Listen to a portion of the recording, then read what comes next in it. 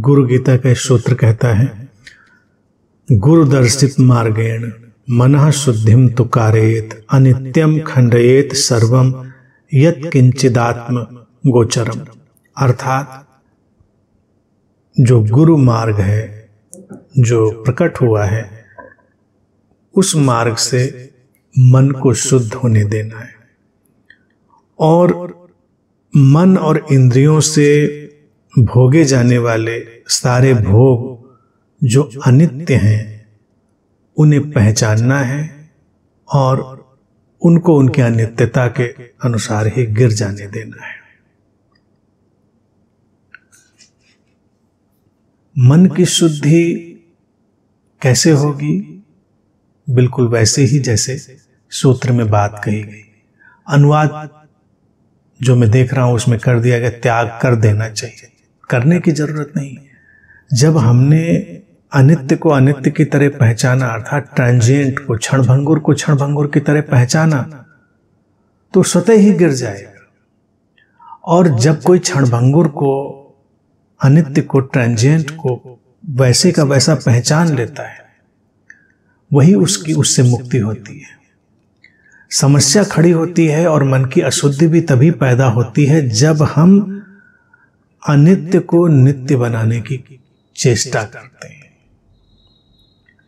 एक फूल खिला है, वो मुरझाएगा, हम कोशिश करें कि इस फूल को मुरझाने ही नहीं देंगे तो हम कष्ट में पड़ जाएंगे, क्योंकि ये कोई प्रक्रिया संभव होगी ही नहीं कि फूल ना मुरझाए। जो खिला है वो विदा भी होगा।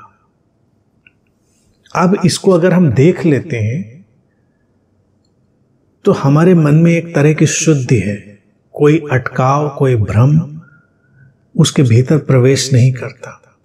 और जब कोई अनित्य को ठीक ठीक पहचानने लगता है, देखने लगता है, तभी अनित्य की सीमा रेखा पर खड़े होकर, सीमांत पर खड़े होकर, अंतिम बिंदु पर खड़े होकर अनित्य के, उसको नित्य का दर्शन भी होने लगता है, जो शाश्वत है, चेंजलेस है।